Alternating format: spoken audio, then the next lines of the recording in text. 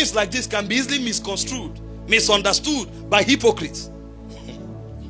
People who are trusting God for resources, when you now start encouraging people, teaching people, they are the ones who rise up against you first.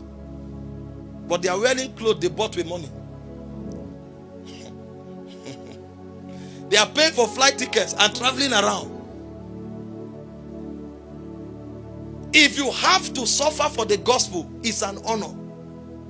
If you have to go the way of abnegation, give up everything so that you can serve a purpose like Mother Teresa and the likes, it's an honorable life. But if it is not a must, a necessity for your calling, don't be poor. You need a lot of resources to advance the kingdom. You need a lot of resources to help humanity. If you are sincere, if you are not a hypocrite, you will know that beyond your needs are nothing. The Bible says if you have what to eat, what to wear, where to lay your head, you should be contented with it.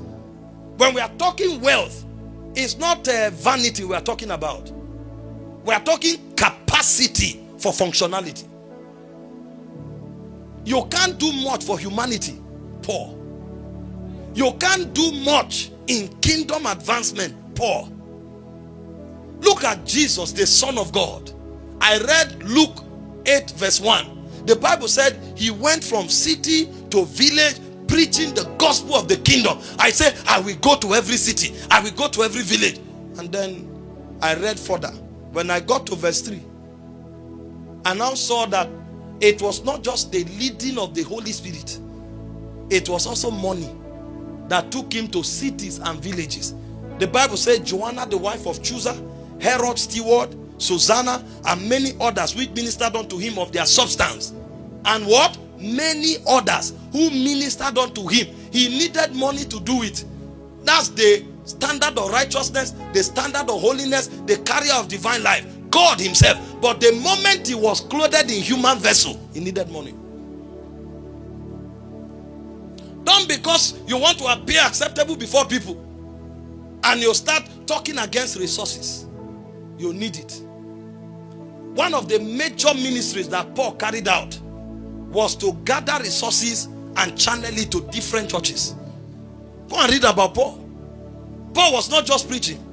Paul was teaching people faith for resources, and he was receiving donations, receiving resources from different centers and redistributing it so that every church have money. Because Paul knew that you needed beyond prayer to advance kingdom. You go out and see the needs. We went to preach in Mangu. We came back 2 days ago. Thousands gave their life to Christ. In fact, the last night, over 3,000 answered the altar call. When we finished, I said, 7 a.m. we are leaving here. If you are a widow, gather, we have rice for you. I thought because I said 7, before some wake up, we would have given to the few and gone. When we came by 7, widows outreach became a mini crusade. 7 a.m. When I saw the 40 bags of rice and the cartons of oil we bought, I was even ashamed. So when I came, I preached Jesus to them. I knew if it's this rice, if it's this rice, I wasted their time.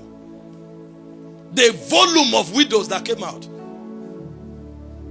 They heard Jesus, they saw miracles, but they needed food. That one is not prayer, it's money.